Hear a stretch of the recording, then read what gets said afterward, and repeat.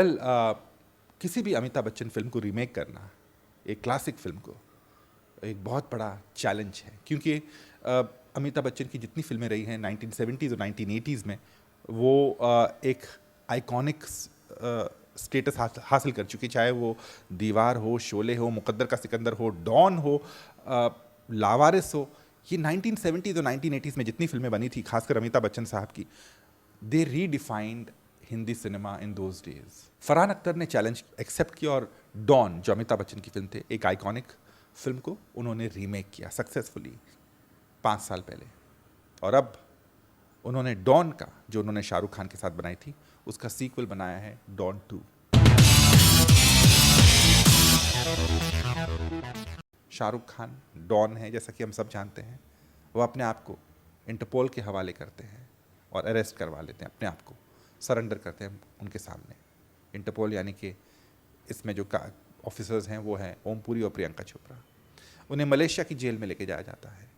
Malaysia की jail में बमन ईरानी, जो उनके पुराने दुश्मन हैं, वहाँ उनसे मुलाकात होती है। थोड़ी आपस में अनबन होती है, झगड़े होते हैं। उसके बाद शाहरुख खान अपना प्लान उन्हें बताते हैं कि भाई मैं इस मकसद से आया हूँ कि हम यहाँ से निकले और एक चोरी करें। वो जेल से फ़रार होते हैं, दोनों चोरी करते हैं, भागते हैं। पहले स्विट्ज़रलैंड पहुँचते हैं, उसके बाद बर्लिन पहुँचते हैं। मकसद है बर्लिन से करेंसी, जो प्लेट्स है, यानी कि जो जिससे हमारी करेंसी प्रिंट होती है, वो प्लेट्स चुराना। और इस काम के लिए वो एक हैकर यानी कुणाल कपूर की मदद लेते हैं। फिल्म की कहानी किस तरह आगे बढ़ती है, किस तरह से वो चोरी करते हो, किस तरह से डबल क्रॉसिंग होती है, ये फिल्म का शेष भाग है। डॉन 2 अगर आप देखें तो एक कंप्लीट पैकेज लगती है। शाहरुख खान, एक टेरिफिक ब्रांड यानी डॉन का brand, good looking locations, top star cast, Priyanka Chopra, Om Puri, Boman Irani, और भी सपोर्टिंग रोल्स में बहुत सारे interesting characters, Kunal Kapoor, Lara Dutta. इसके अलावा जैसा कि मैंने कहा, खूबसूरत लोकेशंस पे, टेक्निकली कई कदम आगे। तो ओवरऑल ये बहुत ही इंटरेस्टिंग पैकेज लगता है। Don. Good evening, Mr. Malik. Put your hands up. Well, Don 2 एक, मैं कहूँगा कि एक बहुत ही खूबसूरत फिल्म है दिखने में। लोकेशंस ज़बरदस्त है। इस फिल्म को मलेशिया, थाईलैंड, स्विट्ज़रलैंड और फिर जर्मनी में फिल्माया गया है। और कहानी भी बहुत ही इंटरेस्टिंग है। इसकी जो स्क्रिप्ट है, स्क्रीन प्ले, वो बेटर हो सकता था, टाइटर हो सकता था, और यही फिल्म का ड्रॉबैक है।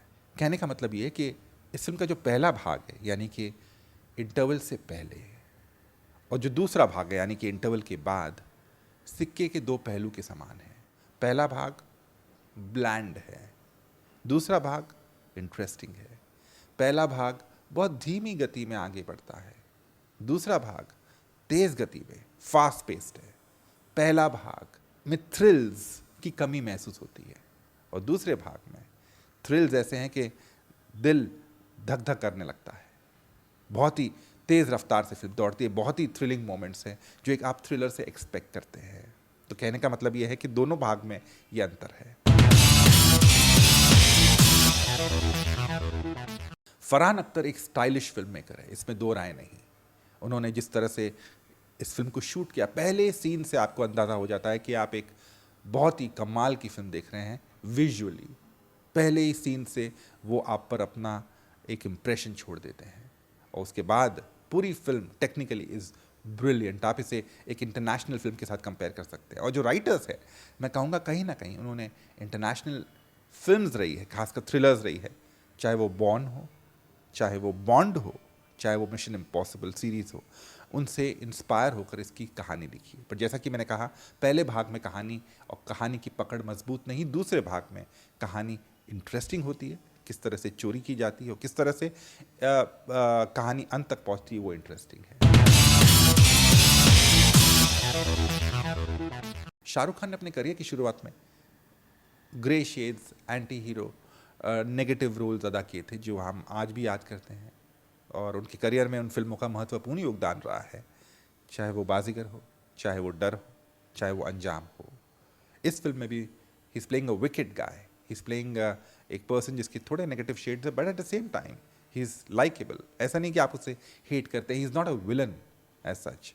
तो उस रोल को जिस काबिलियत से मैं कहूँगा शाहरुख खान ने अदा किया है, तारीफ के हकदार है। He simply brilliant in the film. Shahrukh Khan पे अक्सर ये इल्ज़ाम लगाया जाता है कि वो अपने आप को दोहराते हैं, he keeps repeating himself in film after film, but ये फिल्म देखते समय आप ये इल्ज़ाम उन पर बिल्कुल नहीं लगा सकते।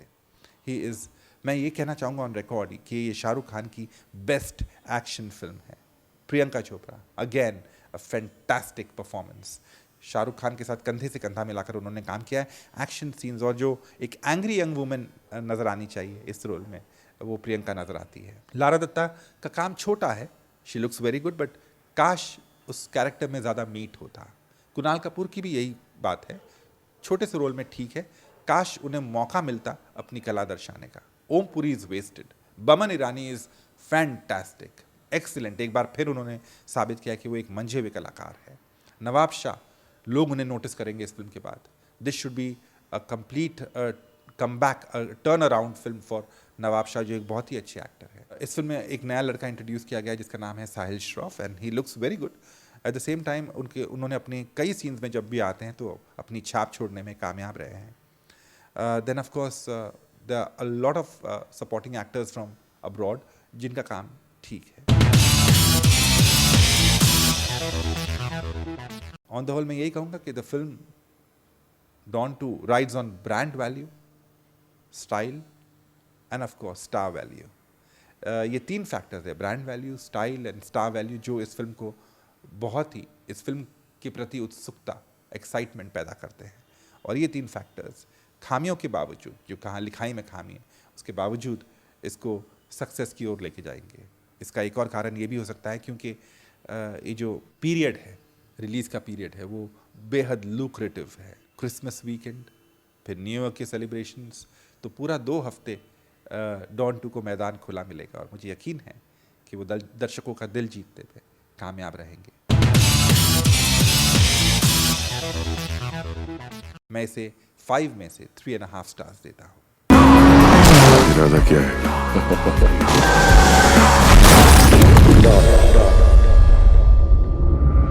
डॉन को पकड़ना मुश्किल ही नहीं, नामुमकिन है।